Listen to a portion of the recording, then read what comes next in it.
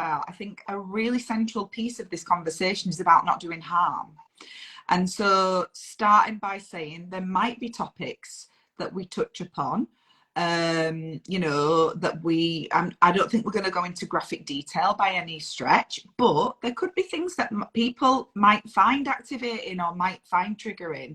And I think especially, you know, anybody that might be pregnant or thinking of becoming pregnant and all of those things, we want an elevated conversation, and we want a compassionate conversation, and we want a nuanced conversation.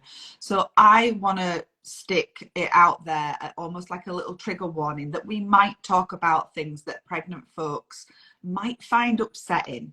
Yeah, which is a big point of that you're trying to make with your post, isn't it? And the conversations we've been having. It's just that mindful approach to our message and how we talk when we're in a platform that broadcasts our message to anyone, and we don't know who they're receiving, who's on the receiving end. And so just being intentional about how it can be taken from lots of different stuff, lots of different perspectives out there. Exactly. And, you know, we started this conversation, actually, this conversation didn't start at the weekend in Scotland. Let's be real. We've been talking about the idea of nuanced conversations, like the potential harm that sweeping generalizations and some of the voices, the really big voices that are out there in the birth world are having, and how that has been filtering back to us, like firsthand. You know, as you said that, I was starting to, I started thinking, when did we start this conversation? Because this is a conversation that keeps recurring. And I had little snippets, and I think when I first met you and I started working with you as my coach, I was very, very early, not that now I'm very seasoned, but it was like very, very early stages of owning my business and having my own private practice and having to think about messaging that wasn't like managed by the NHS, basically, like my own messaging. And I remember coming to you with this issue, like, I see a lot of things that I want to shout about, and there's part of me that wants to shout about it, but there's also a level of mindfulness about the impact that can have on some people, and I don't want to do that. But how do I get the message across without shouting? That was one of the things I came to you, and I remember you even reviewed one of my posts. I'm like, is this too shouty? So this has been like a conversation that goes back quite a while. Yeah, definitely. It is a conversation that's been going on for a while. And I think one of the things that I was, you know, really noticing is that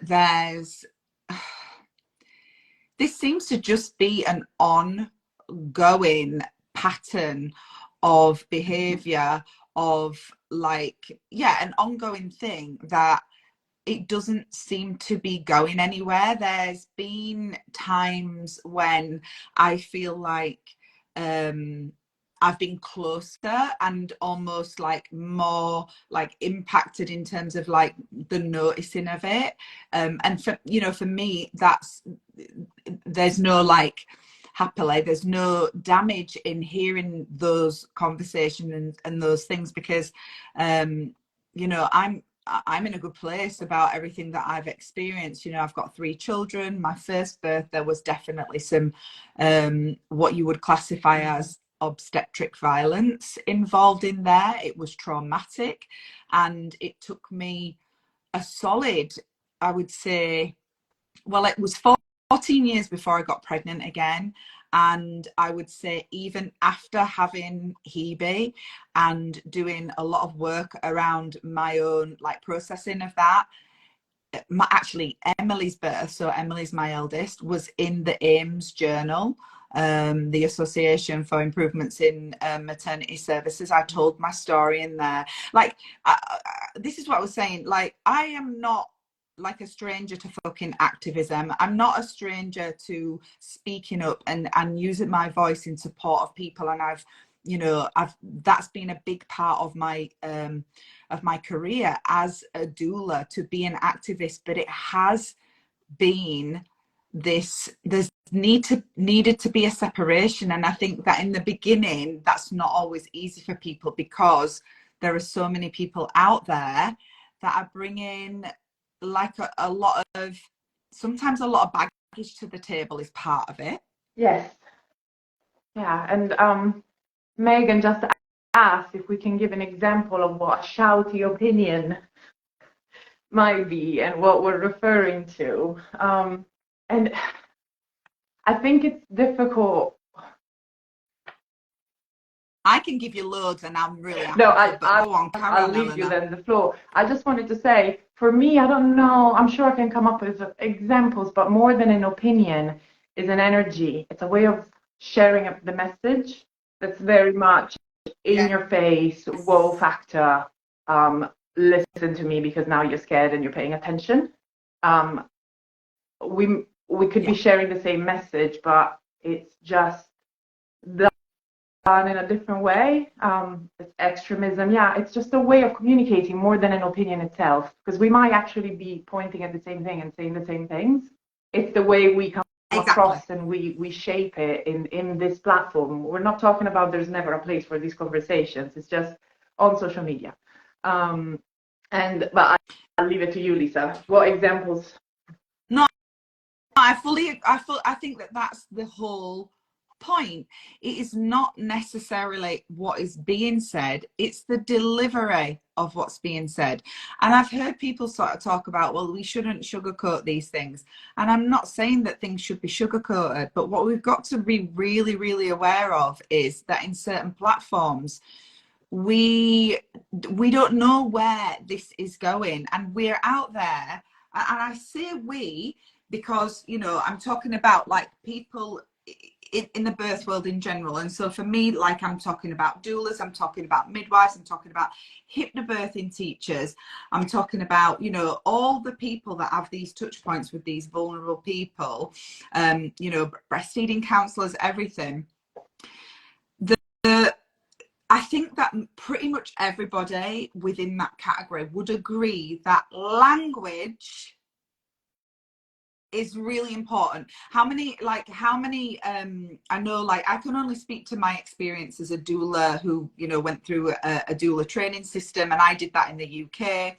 And obviously they're not all made equal. I know that as well. This is the problem with unregulated shit, essentially, which is what is going on the internet, which is what is going on like in unregulated birth work and so on. I'm not saying that's a whole other discussion, but what I'm saying is we have to regulate ourselves. But what I think is a common like acknowledgement and place of sort of agreement, can't really think of a better word, but like a place that we do meet and agree is that language is so powerful and important. And you will hear people in all different types of birth work saying, the language that's used, the language is coercive, or the language is like to frighten people, and the language blah blah blah blah blah.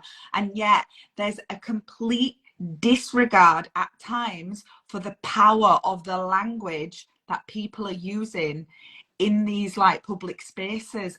Absolutely. And it's this messaging of, if you go anywhere near the mainstream system, you have to protect yourself to an extreme level, because you will come out with trauma.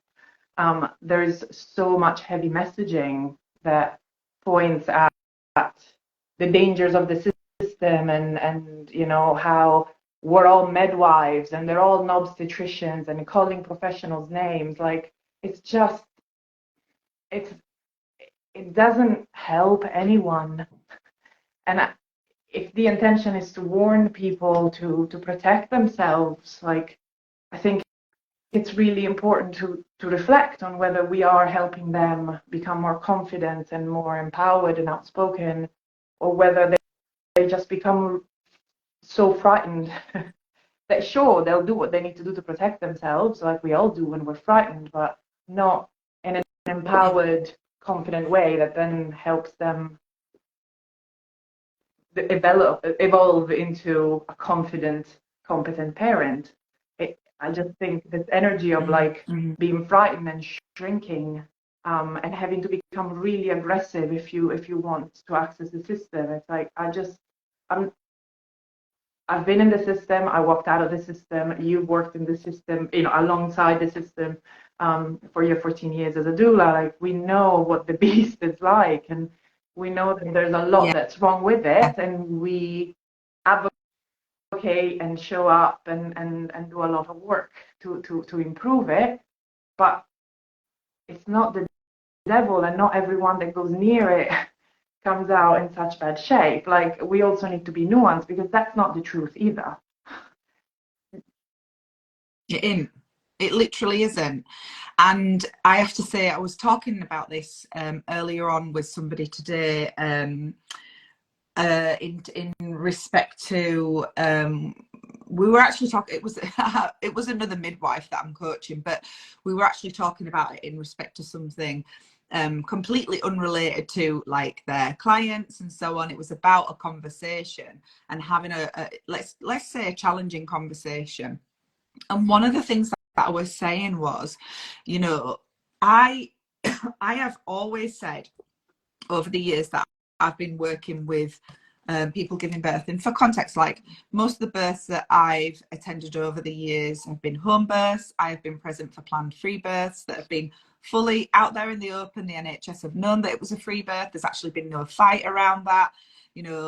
Like, I've been there for birth on a boat. I've been there for, like, there's not many, I've induction, epidural, planned C-section, forceps in theatre. I don't think there's much, that I've not seen in the realms of like your regular common or garden births, right? Or supported. And there's been lots of high risk people involved in those births as well. Multiple, VBAC after, multiple C-sections and all that stuff. And what I know to be true, or what I feel really passionately about, is that you are met with the energy that you put out.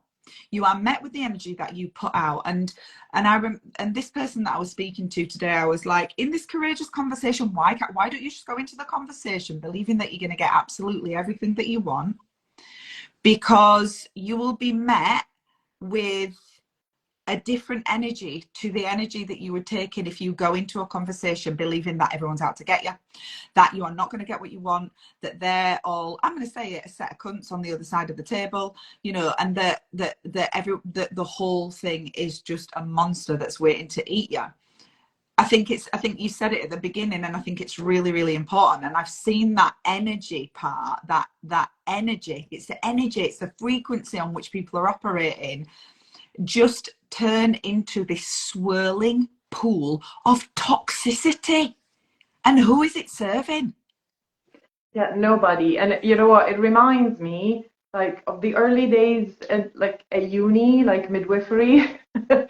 Because as students, we all get in, and it might be similar in like doulas as they train and come out. Maybe if Jen joins us in a bit, then she can tell us as well as your experience. But yeah, I know, like, when, as a student midwife, like, we get in with, like, starry-eyed and like, oh, we're gonna make such a difference. And then obviously we enter a system, and I trained in Italy, so it wasn't even the NHS, but a lot more medicalized and a lot more violence and abuse.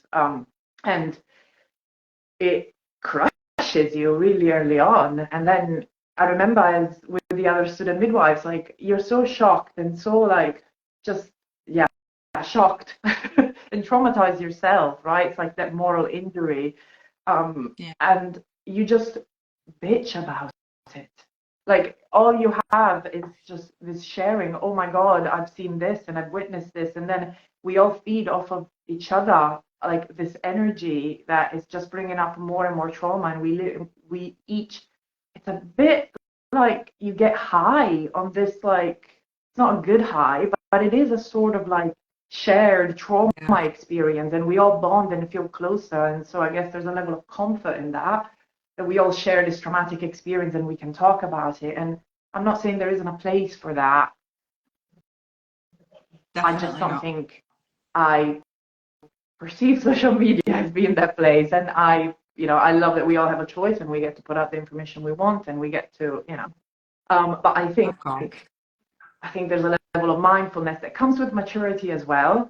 Like, as I said, this is like, reminds me of the early day of student midwife, and like now it's been a long time, and in the emotional process of processing, seeing abuse and seeing a lot of situations that are not abusive and trying to make sense of it all and learning and growing, like, I think there's a nuance that you start appreciating more with that level of experience, which helps because I think it's more balanced and it's more nourishing and enriching for all involved.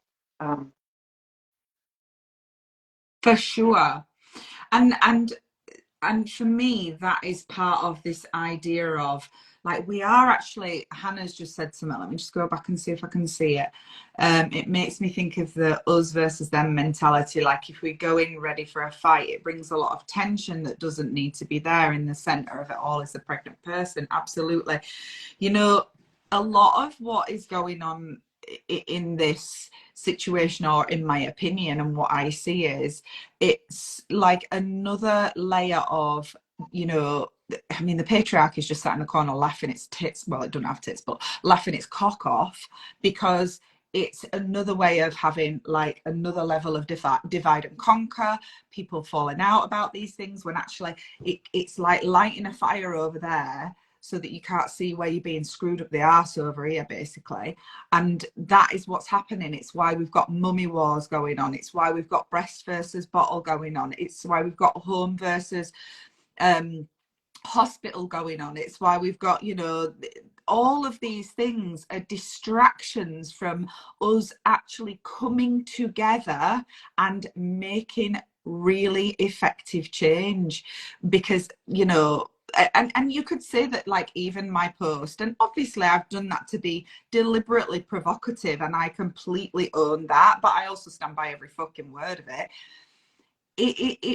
We're perpetuating this whole like them and us bullshit narrative that, like I say, the only thing that really profits from that is the system, is patriarchy, is all of that stuff.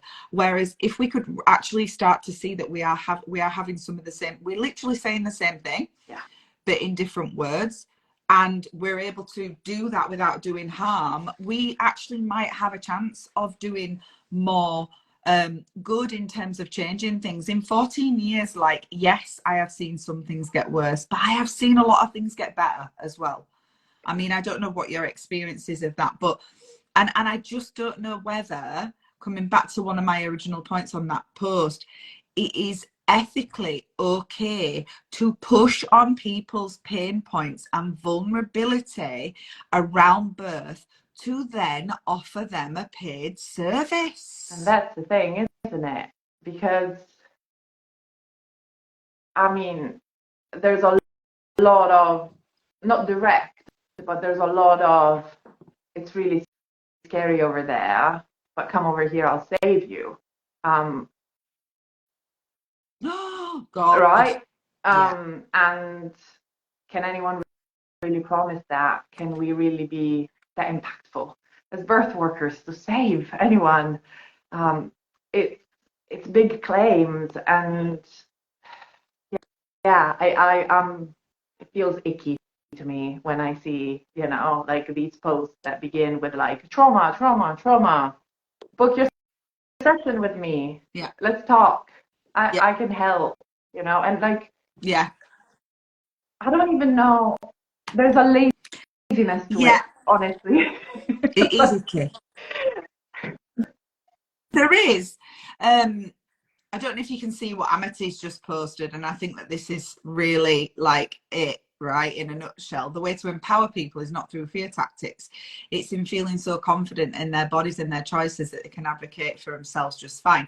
And this, like, is it, like somebody said in that post, something like I've got opinions, but I feel like I need to stay in this grey area because, you know, and this is even just fucking black and white. There's power in the grey as well, but that's all like, I don't know. It's driving me mad. This is where, what if what we were selling to was the fucking possibility? Yes, there is the reality, of course, but it just feels like there's a healthy number of folks out there that are capitalizing on trauma, that are then positioning themselves as the solution to that. And what we're hearing, and maybe you can speak to this as well, because I know I can speak to it in things that like have come through to me, certainly in the last 24 hours of posting that. People are actually going into some of those conversations and they are coming out of them feeling, you know, more damaged, basically more damaged, and then needing to find other places to try and pick up the pieces. Yeah.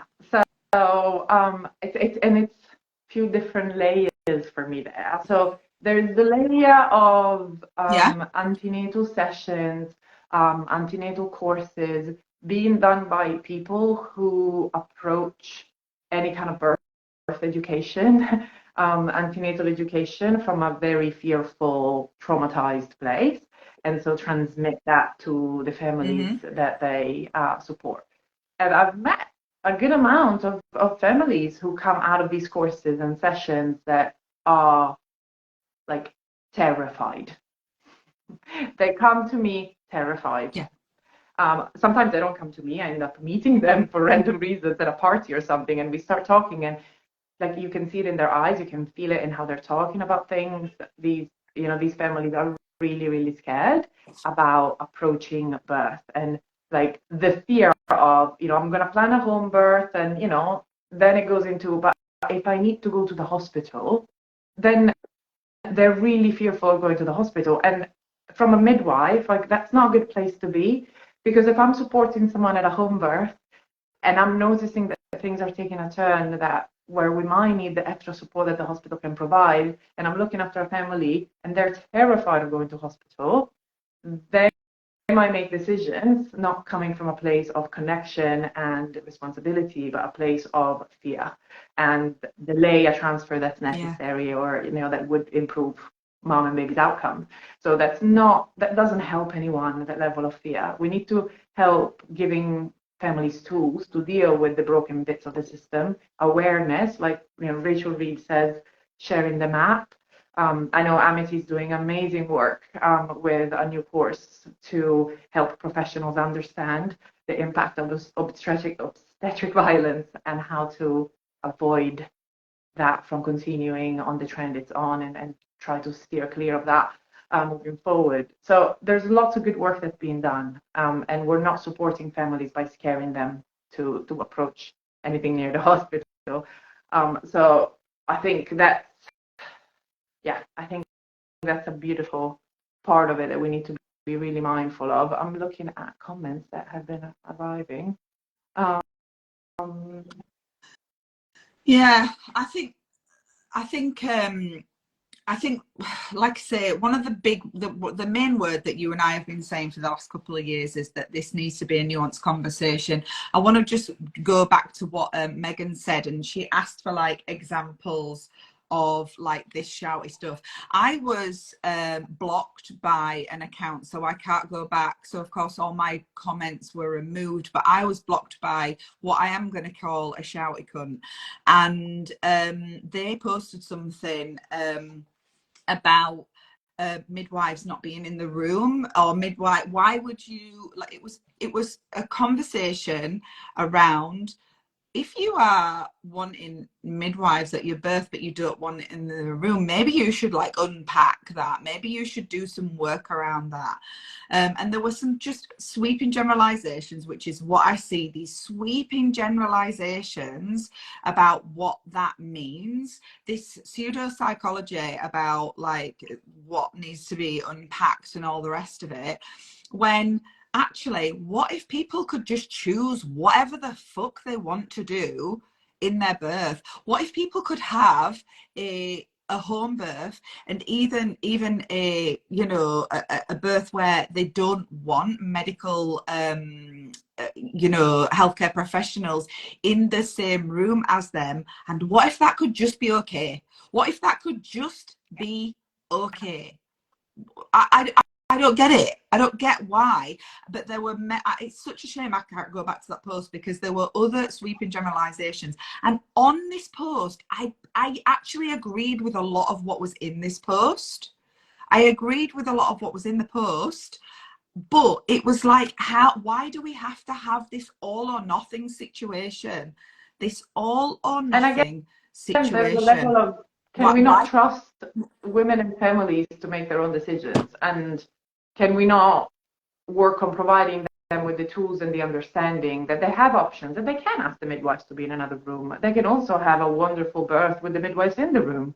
It depends who the midwives are and the relationship they have with them. And, you know, it's nuanced. We're just going to say that a million times.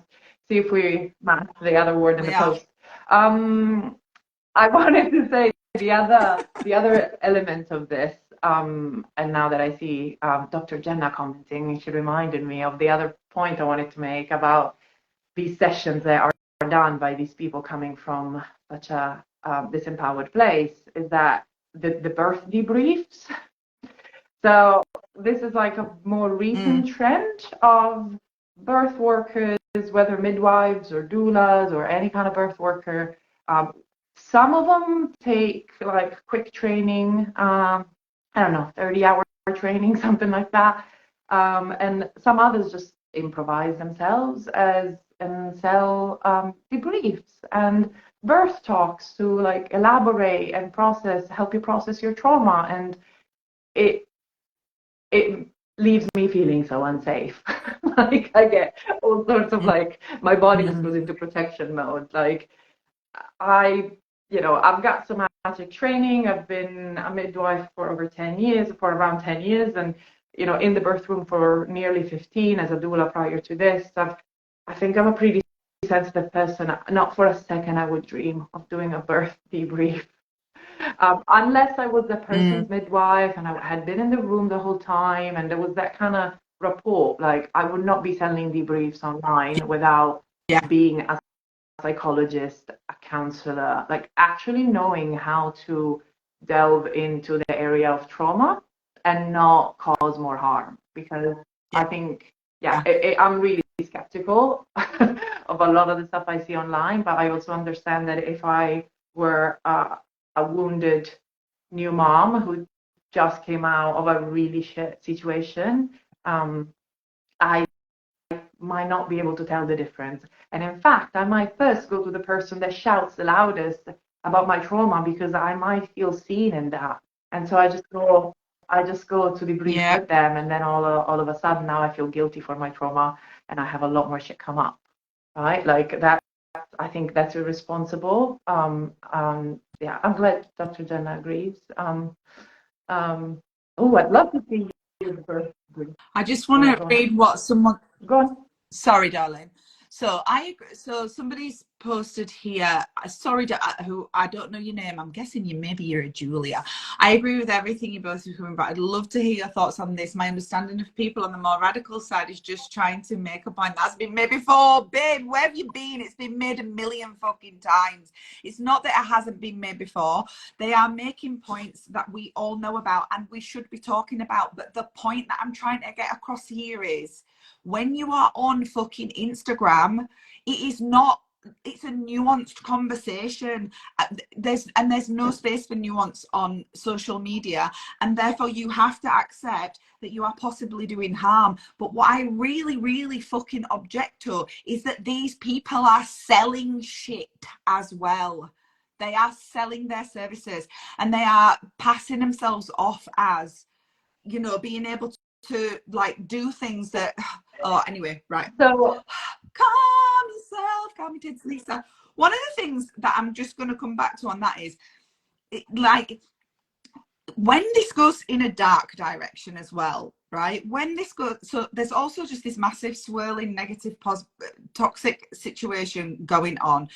Anybody who can hark back to the days of Clubhouse, I went on it twice and I was just like, this is just people getting fucking angry with each other and not doing anything. I've spoken directly to certain people and called them out and gone, you know, like, what are you actually doing apart from like yakking about this on social media? Are you doing anything? Are you on your local like committees? Are you going out there and like doing work with birthrights?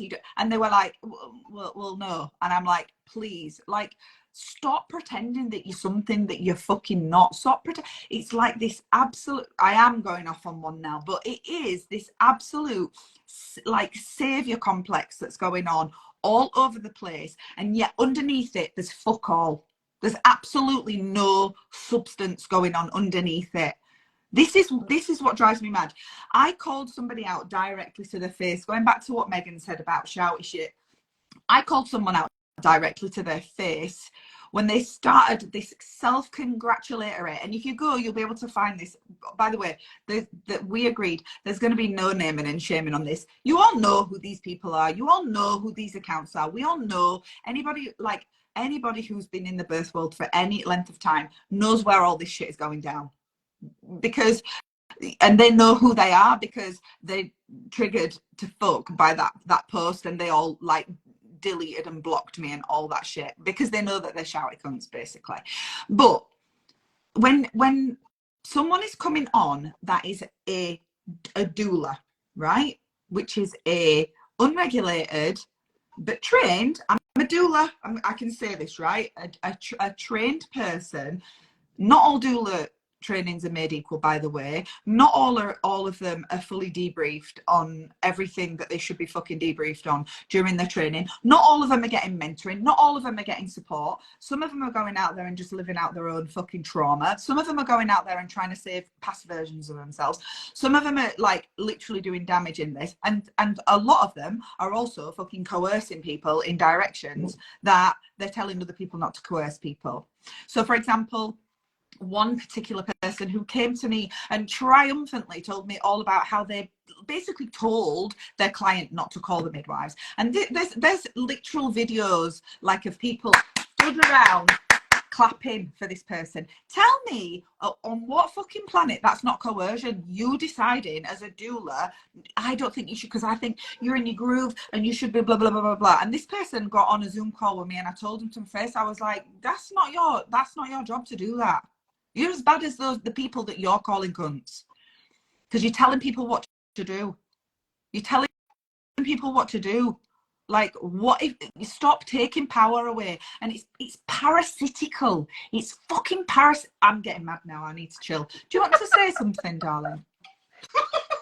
Yeah, take a breath. So I love you and I love everything you're saying. I'm so with you.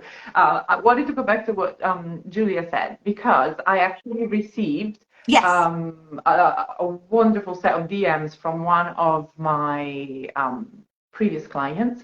Baby is almost a year old, and she had 5 babies. First one was a very traumatic experience. And so since that first experience, she chose to stay out of the system as much as she felt right, each pregnancy at different levels.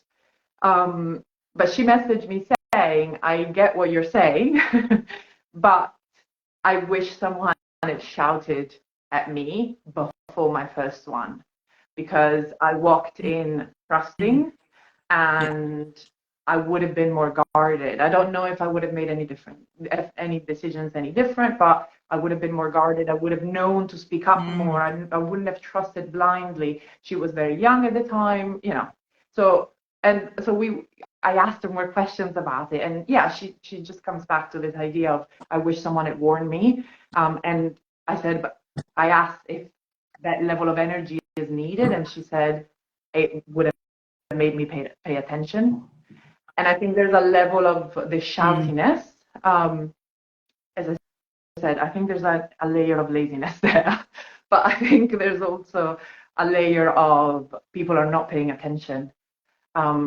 So I Yes. want to shout really loud, and especially in such a chaotic place like social media. Like, how aggressive do I need Yeah. to be with my message for people to hear me? And we're all so passionate about this topic, and we all really want to do our best to not ever see another family traumatized by their birth. That it Exactly. feels like shouting is the right thing, and so I see what you're saying, Julia, referring to these people, the perspective that they take, as in, this is necessary because no one's actually telling you how it is, and I'm doing that. What if we go back to who's your audience? For me, it goes back to who's your audience and using nuance. So yes, families need to be warned and someone needs to do it, but do we need to Yeah. shout at all of them at once, not knowing who's receiving the message? Because, Yeah. like, the families I work with are, I'm pretty blunt. They know how I feel about things. I can't even keep someone. Yeah. I went to do a massage today, a pregnancy massage, and mom asked me what I thought about membrane sweeps. I was putting my shoes on out of the house. I couldn't even make a poker face. Like, for that simple question. Like, my clients know I'll always give them the blunt truth and my best understanding of it. Yeah. But there's a way of presenting the information that is not fear mongering. And as much as we've all Exactly. seen, horrible, horrible things, because we have, right? And we know, we all have heard the Yeah. stories, like, we're all aware of that. If we're saying there's a Yeah. 30% birth trauma rate, which is mind blowing, right? And I work every day to reduce that as much as I can. Most of us here do. Um, there's also 70% that aren't coming out traumatized, and I can't say Yeah. the membrane sweeps. I remember there was a post at one point years ago. This was that midwives that give membrane sweeps are shit. Just in general. If you've ever done a sweep, you're a shit midwife. And I remember Yeah. thinking, well, I've had clients that really wanted one, and after I gave them all the evidence, they were convinced they wanted one, and it actually worked really, really well for them.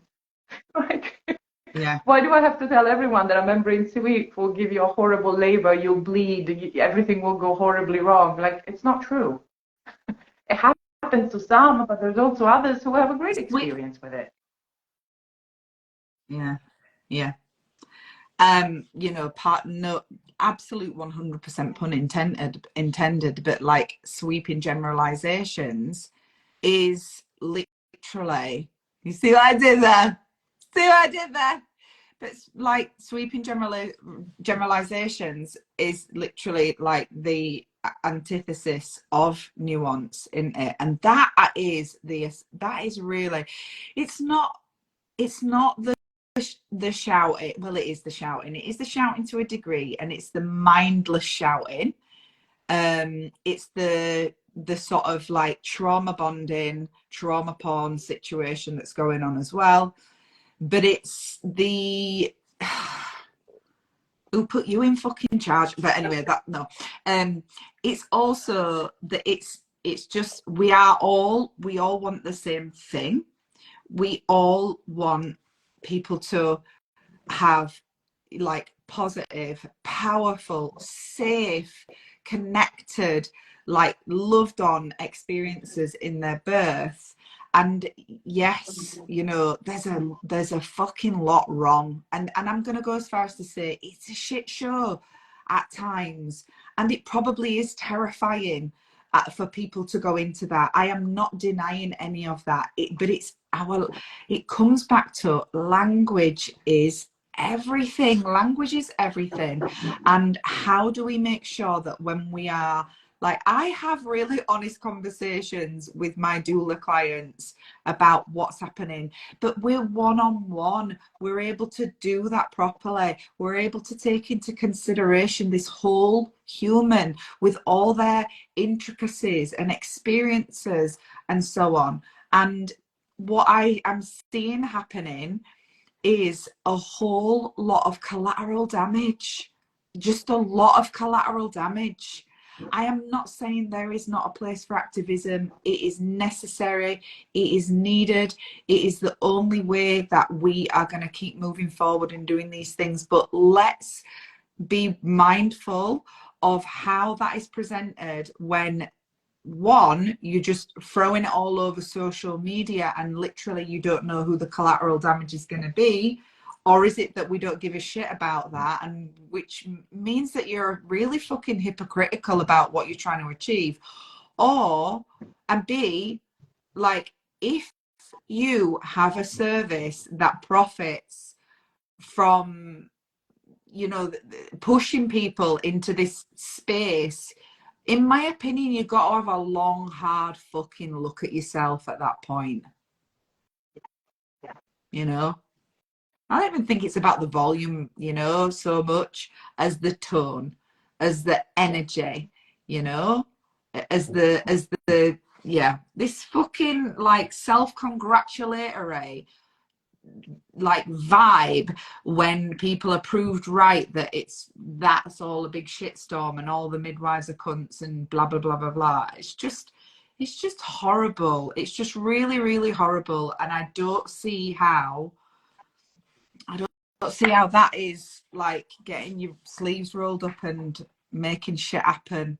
And if anybody watches this that thinks that they are a bit of a shouty cunt and would like to come and do a live with me, let's do it. Let's do it and have an elevated conversation about this, because I'm ready to hear it. But what I'm seeing is not elevated or nuanced.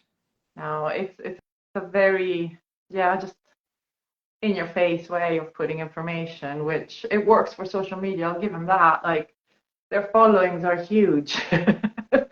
It's effective for the platform. Yeah. I get it. But I guess the question we're raising is that what it's about, though?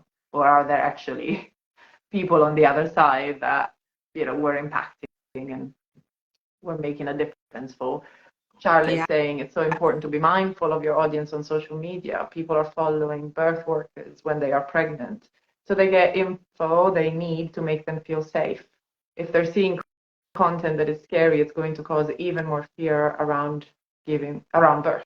Yeah, exactly that. And a healthy dose of skepticism is good these days, because we know that there's lots of bits that aren't functioning. But again, fear is not going to help these parents navigate anything that's coming their way. Fear is not the answer. And we can tell them to watch out without scaring them, and actually giving them the tools to show up in their full power and backing themselves up, and then magical things happen. Yeah, I do also think that Jen's just put don't use pregnant folks as a vehicle to deal with your own trauma, and I do think there's a lot of that going on for certain. There's a lot of unhealed wounds being like literally lived out through birth work, for sure. And I think that's a whole other conversation around, unregulated stuff that's happening and so on. I don't know how well I can only speak to my experience as a doula, who's trained and mentored doulas, and that was with Nurturing Birth. And it was such an important part. One of the things that we were there to do was to spot stuff like this, and how that, because you're not safe. Like, you're not safe for yourself, because at the moment, like, I'm getting angry at the shouty cunts, but like, I would imagine there are a whole bunch of people out there, and they're not necessarily these big voices and people that people are looking to and so on, that are also out there practicing in an unsafe way, because they are not able to put their baggage at the door and so on. And they're not being taken care of either in all of this, because people are, there are people out there just churning out different courses. Go do this course and that's going to do this, and it's, you're going to be able to blah, blah, call yourself whatever. And I'm not sure about how robust a lot of that stuff that's going on is, to be honest, because there's no, you know, in midwifery there's supervision, you know, in certainly in doula work there's no requirement to do anything like that.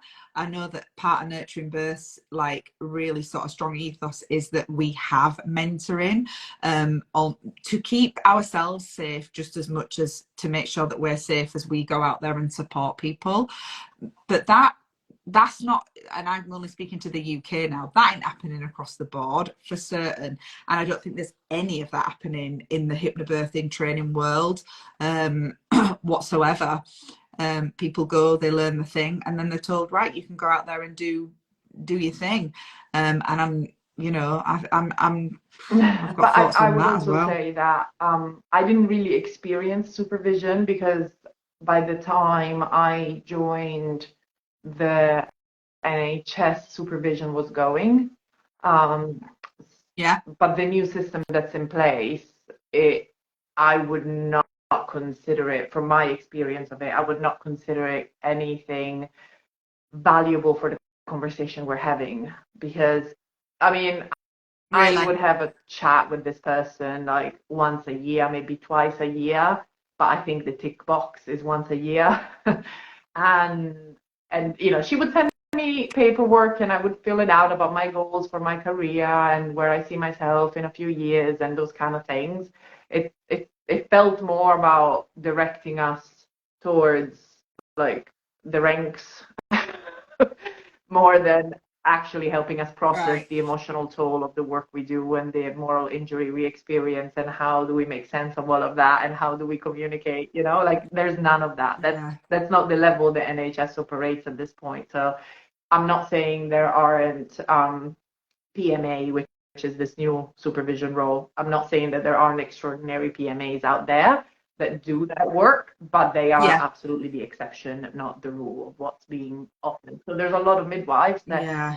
don't have the support, just like a lot of doulas, to process what they're experiencing, and they Yeah. might turn shouty. If you know, it's like they go numb or they go shouty without the support to integrate, right?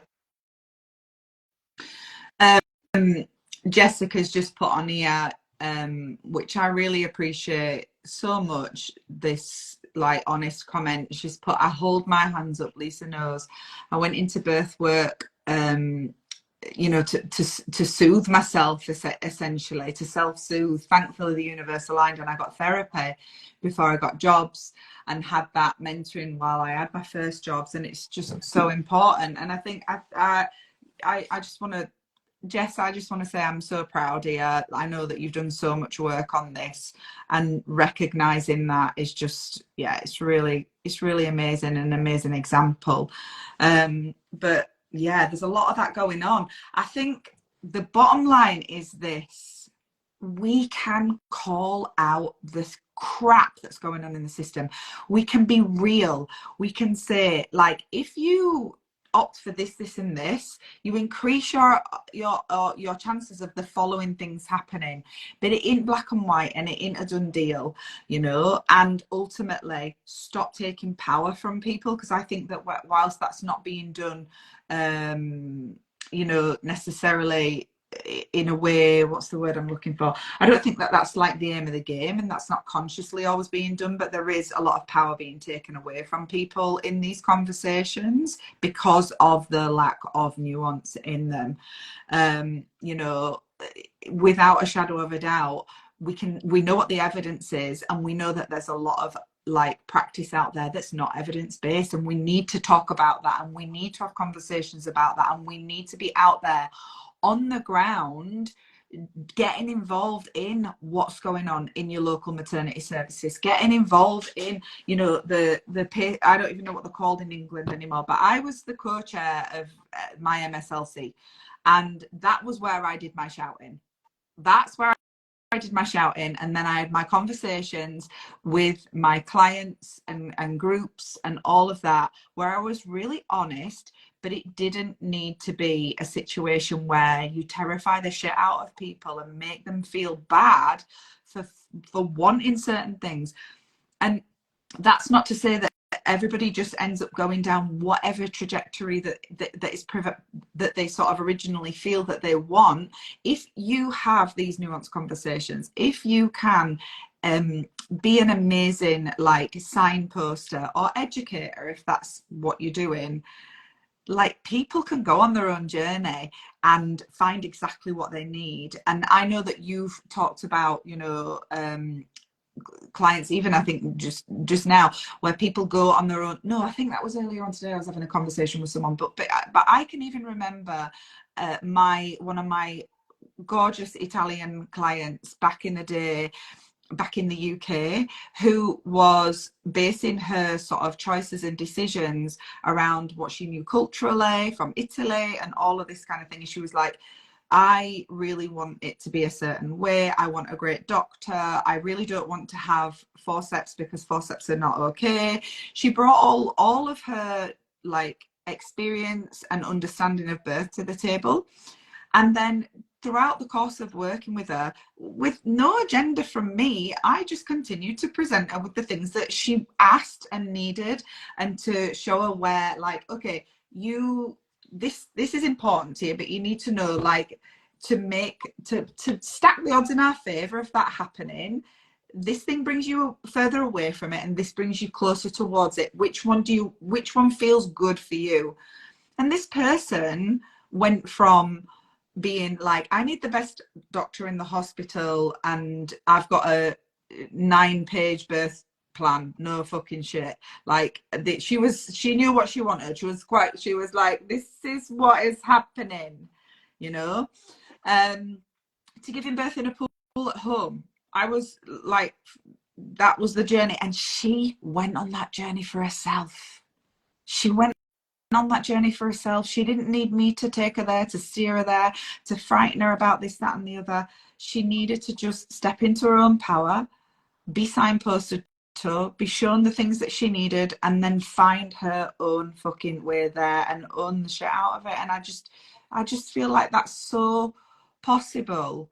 It's so possible without this black and white approach to this is right and this is wrong, and they're all, and when we this race to the bottom of calling people, I mean, obviously I've called everyone a cunt, which, you know, you can like include me in that, but like these, like, call every midwife is this, and every midwife that does that or offers this or says this is this. I mean, come the fuck on. That's it, like it goes back to that lack of nuance and also lack of reflection. Like, you can't tell people everyone over there is terrible and all these terrible things are going to happen to you, and you're promising them something that you can't promise either. So like, they're not no one can, literally no fucker can. Anybody who starts promising you this, that, and the other needs to just fucking wind the neck in, because but nobody can. How many Nobody's times in have you seen charge. in these shouty posts about, you know, your doctor doesn't have a crystal ball, like, you know, they tell you that this is going to happen, but they don't know that's going to happen, which is true. And there should be a lot more nuance in the way information is presented in the hospitals. Of course, we all agree with that. But aren't you doing the same exact thing by saying that if you go anywhere near a hospital, you're going to get traumatized? You know, like, exactly. you know, when we talk about forceps, every time we talk about forceps with the families that come to me for support, it's a conversation. It takes some time. And culturally, like your client, I trained in a country and I come from a country where forceps are not used. They've been in disuse for many decades. So I share that bias with my clients too, and I tell them, you know, that there's some hesitation there also for this reason. And I've also had, you know, one particular client that I'll never forget, who was so thrilled with her forceps birth in theater. She showed me the video the next day, like so happy, because her big thing was anything but a cesarean. And all her friends in Italy had a cesarean. She was a really young Italian mama, and she did not have a cesarean. She managed to have a forceps birth, and she was so happy with that. And that was a massive lesson for me, because even something that is experienced as a very difficult, you know, situation and experience by a lot of moms, there's going to be that mom that is perfect for. And so it was just, it's always about, like you say, offering the information, right? Like, we know what the goal is for you. So this is going to help us get there closer. This is a really long way and we might not get there. What feels right for you? And then let them hold themselves up. Yeah. Let them get to where they need to go. And then that's their journey. And they're making the right choices for them, right? Whatever lessons are on the other side, whatever kind of mom, you know, whoever they need to be as the mom of this new baby, like that's, you're not getting in the way. Exactly. I just, I just feel like we can call it out and be safe. We can be real about the challenges, the mess, the horrible things that do happen.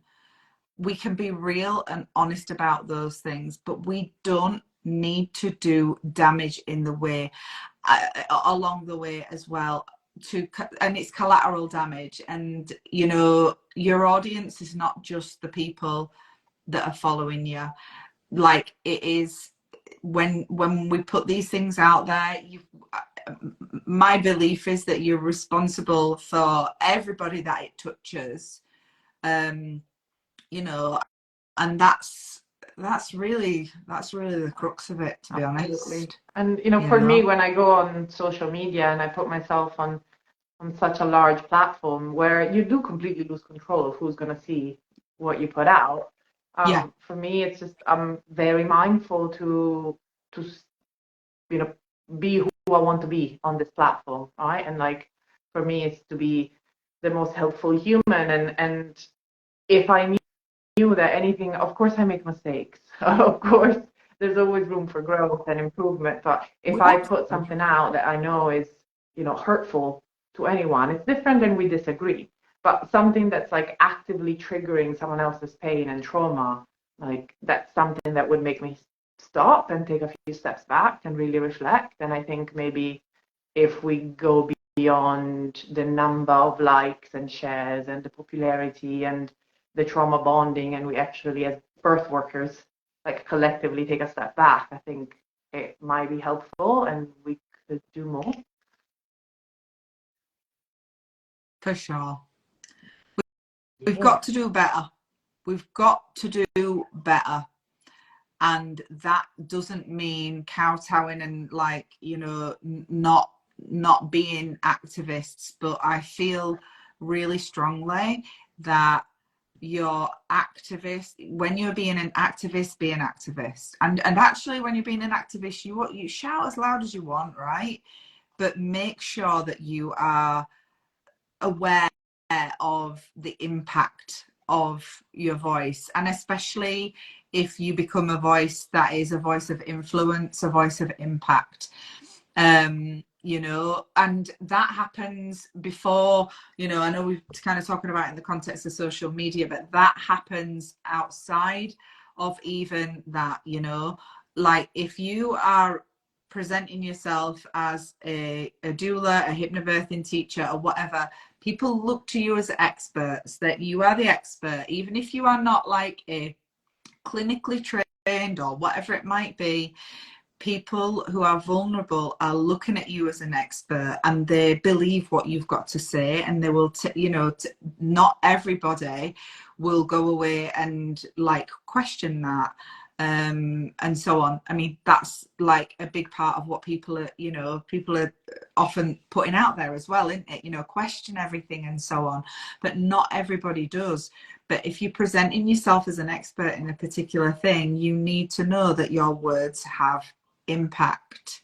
You know, people will look at me as a doula as a long time, for a long time, and if they ask me things about birth, I know that that's going to come with some weight, regardless of the fact that I'm not a medically trained professional, because they're like, well, she knows. So if I start saying words like terrified and all the rest of it, that shit's going to stick. And it takes taking responsibility for your position, right? For the way you're viewed, beyond what you might feel like. but people are still looking at you in a certain way. And going back to one of the first things you said in tonight's session about how much the patriarchy is loving this, because I just keep thinking about this hierarchy, right? And like there's like the doulas, and the birth keepers and the midwives, and we're all like, the free birthers versus the home birthers versus the hospital birthers, and we're all like here, like, trying to make sense of what we're doing and shouting at each other and pointing at, this is the only true way of giving birth. Well, no, this is my way is best. And all this pettiness, while actually we're not doing much to improve the service, and, more and more interventions get piled on, the more and more of the sausage factory vibe gets supported and pushed at the high levels, because we're all here wasting our energy pointing fingers at each other, when actually, Correct. why don't we start, doing, like you were saying, like, why not ask more questions from NICE? Like, why is NICE getting away with, guidelines that are, 12%, like, based on good research? Like, why are we not asking the top of the chain for better answers and better systems, and we're spending all this energy shouting at each other? I've done some research with midwives, and I specifically went to interview hospital midwives, because it's a perspective that I know is not mine, because I've never really, after the first year, I've never really practiced in a hospital too much, and they see the midwifery in a whole different way. And I went to interview them, and even though some of the things I heard were very, very different from how I would do things, or how I would manage or perceive what's helpful for a mom, they all really, really cared about doing the best they could. And my opinion is that a lot of them believe a lot of lies that they've been told, but they've got 3 kids and work 40-hour weeks and night shifts. They haven't got the time to, all of them, to do all the research it takes to dismantle all the lies you've been told from the first day you went to uni, basically. There's a lot of undoing that needs to happen, and not everyone is at the same place or has the same privilege to be able to access all of that, right? You think a good education at uni will do the trick. So, having compassion for each other, for all of us who are sharing this space, women and birth workers, having compassion for one another as well, and stop assuming that, again, they're all out to get you, and start putting, collaborate and put more energy into actually changing the system, or dismantle it if that's what we need to do. But, like, we're not each other's problems here. No, totally. Absolutely. What's happening while everybody's squabbling around? Because here's the thing, people just fucking love to be right. There's nothing better than being right, is there? Do you know what I mean? And it's something that I've realized, like, over the years, that, we're all right and no one's right. Do you know what I mean? Two truths can be, like, the two opposites, should I say, they can be the truth at the same time, and that's back to the idea of nuance. But whilst everybody's around there trying to figure out how they can be right, and also, like, stroking one another's egos and all the rest of it, it's basically a fire that's lit over there, so that we're not looking where we should be looking and doing the things that we could be doing and making the difference that we can be making. So yeah. Oh, honest to God. Oh. It's so nice to see you, even though can you still not see me? I still can't see you. It's been a podcast for me. Oh my God. I'm going to have to watch the whole thing so I can actually see you. I'm really bummed I didn't get to see you. I wonder if it was a connection thing I was trying to spare. Some more comments coming through. But yeah, it's been lovely. And it's heavy stuff, but it's one of those conversations that need to be had. And I know when I started my Instagram account, I was really intimidated by those shouty voices. And I really was fearful that they were going to come after me if I said the wrong things. And I know I've heard that from many baby birth workers. or at least Yeah. maybe on social media. And I'm sure, you know, Yeah. your reach is much wider than mine when it comes to speaking with birth workers. And do you feel the same? That is that common thing that people are intimidated by the shouty bunch? So yeah, absolutely 100%, and confused as to whether they should, is that how I'm supposed to do it, kind of thing? Is this the way? It seems to be. So there's 100% that, but then the circle wank phenomena is basically, you know, looking up to these, like, we're just going to bring it around to social media for a second, like big account. Oh well, then the big accounts, maybe that's, you know, if I can get in with that person, then that's gonna help my business, and it's gonna, you know, I'm gonna, you know, profit from that, kind of thing. I think that's another part of it as well. I mean, this is really like a common phenomena, especially at the beginning of people's birth businesses around social media. They start playing to the people that are there rather than the people that they want to be there. And because birth workers follow birth workers, they start posting things that get engagement, but they're getting engagement from people that aren't fucking buying shit off them, which is a bit pointless. However, the engagement in terms of the trauma in these other spaces, they are buying shit off them because they're peddling pain. They're peddling pain. So that works.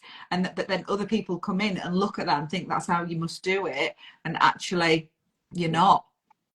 And they're like, why? I wonder why my sort of, you know, my business is not blowing up, and why am I not getting loads and loads of clients around this? Because you're just basically like feeding their fucking client base. But there you go. This is a whole Oh God, yeah. And then story. we'll have to do a whole Right, my separate love. one about the kind of client that you attract, right? With this vibe. There'll be a Yeah, whole other exactly. podcast. Exactly. There will be. Oh, thank you Thank so much, my you. lovely. It was really lovely to chat with you. And thank you, lovely peeps, for all the amazing messages, because it was a lovely conversation. I know we've missed some. Yeah. I'm so sorry if we've missed any. Um, Yeah, sorry, like DMers, we're here for the chats, the continued conversation. And yeah, yeah. appreciate you all. I really appreciate you all. All right, my love. Thank Have you. a You lovely rest too. of your evening. Ciao. Ciao, ciao, ciao, ciao.